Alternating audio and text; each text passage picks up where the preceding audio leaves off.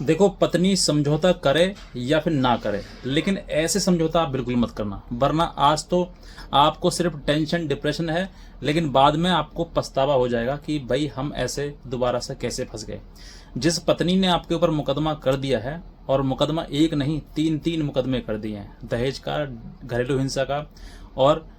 125 का यानी कि खर्चे का, अगर ये तीन तीन चार चार इससे भी और ज्यादा मगर मुकदमे आपके ऊपर कर दिए हैं, और अब पत्नी आपसे ये कह रही है कि मैं आपके साथ रहना चाहती हूँ, तो आप ये समझ लीजिए कि वो कहीं ना कहीं या तो अब आगे और मतलब प्लानिंग कर रही है, क्योंकि अगर आपके साथ रहने के साथ साथ में वो एक कंडीशन लगा रही है कि मैं आपके साथ रहना चाहती हूँ लेकिन मुकदमे खत्म नहीं करूंगी, तो आप ये समझ लीजिए कि उसने कुछ और प्लानिंग कर रखा है, जो भविष्य में आपके घर जाएगी, 1-2 महीने रहेगी और फिर से दोबारा वापस आकर कोर्ट में वो मुकदमा लगा देगी। क्योंकि ऐसे कई बार देखा गया है कि महिलाएं जो हैं वो सिर्फ और सिर्फ अपना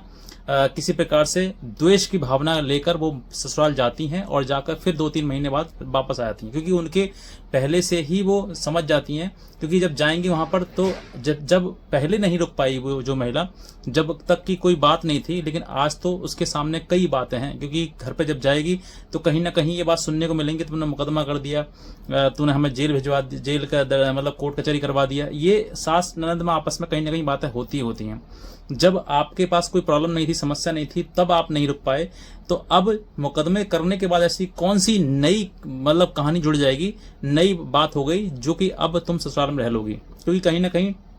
आज जाएंगे और कल 2-3 महीने बाद फिर वापस आ जाएंगे और फिर कोई बड़ा मुकदमा आपके ऊपर लगाने की कहीं ना कहीं तैयारी हो सकती है। तो इसीलिए मैं आपसे कहता हूं कि अगर जिस महिला को आपके साथ रहना होगा,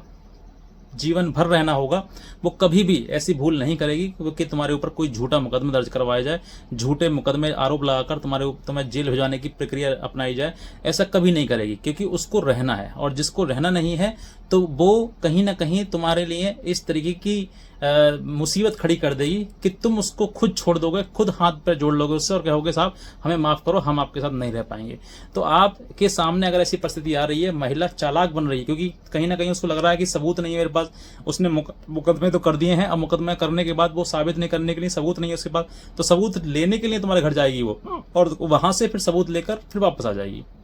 उसको तुम रोक नहीं सकते, जब तुम्हारा कोई कंट्रोल ही नहीं है उस पर, तो वो तुम रोक ही नहीं सकते उसको, ना आने से ना जाने से। तो फिर ऐसी महिला तुम्हें करना क्या है? और आज आपके साथ सिर्फ टेंशन है, डिप्रेशन, आप ये सोच रहे हो कि भाई कैसे ही भला कट जाए, कैसे ही परेशानी हट जाए हमारे ऊपर, कैसे भी समझौता हो जाए। तो कैसे भी समझौता तो आज हो जाएगा, वो समझौते में कोई बड़ी बात नहीं है, लेकिन उस समझौते के बाद कोई और बड़ा आपके ऊपर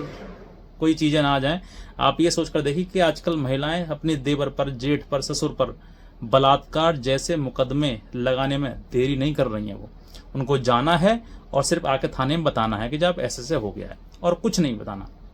इतने में एफआईआर दर्ज हो जाएगी, और जो लोग बचे हैं ना अब तक, जो जेल नहीं गए हैं, वो अब जेल जाने की तैयारी कर लेंगे। तो ऐसी समस्या आपके सामने भी आ सकती है कि महिला आपके साथ में कह तो रही है कि वो मैं रहना चाहती हूँ, लेकिन वो मुकदमा खत्म करना नहीं चाहती है। जिसकी मनसा में कहीं ना कहीं खोट होगा, जिसकी नियति में खोट होगा, जिसको आपके साथ रहना है नहीं है, कुछ और बड़ा प्लान बनाना है, वो महिला ऐसे ही आपको बताएगी, आपको अपने प्यार के जाल में फंसाएगी कि भाई मुकदमे नहीं खत्म करने हैं और मैं तुम्हारे साथ में रहना चाहती हूँ।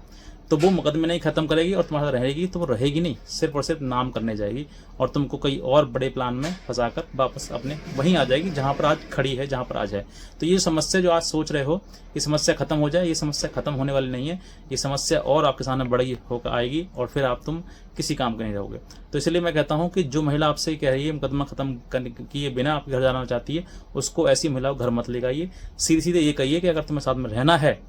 तो जो अब तक मुकदमे तुमने किए हैं उन सभी मुकदमों को वापस लो।